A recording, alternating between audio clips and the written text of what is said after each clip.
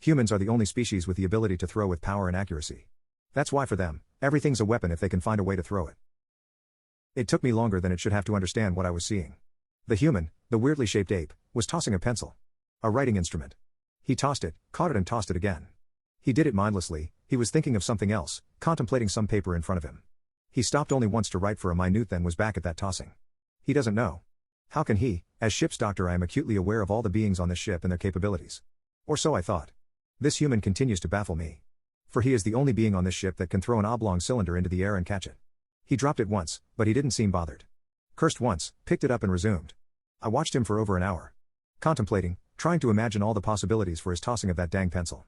I realized that skill was dangerous, not just for what it could do, but for the ease the human exhibits it. 1 year later I was assigned to a larger ship.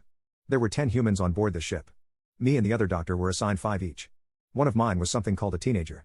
My first day of assignment I get an urgent call to the education wing. I see my charge, Kim Siegel, sitting in the corner looking ashen. A stipend was laid out on the floor with what looked to be an eraser sticking out of its third abdomen. They were removing it as I entered. I realized it wasn't just an eraser, it was a full pencil. Dang it. The other doctor had the stipend, my job was Kim. I walk over to Kim. She looked to be in shock. I saw some excrement a foot or so away. What happened there? I threw up. Why? I hurt him. My God, I nearly killed him. I was tossing the pencil up and Psyche came up behind me. Scared me half to death. I caught and threw the pencil. I guess stipends aren't as dense as other species?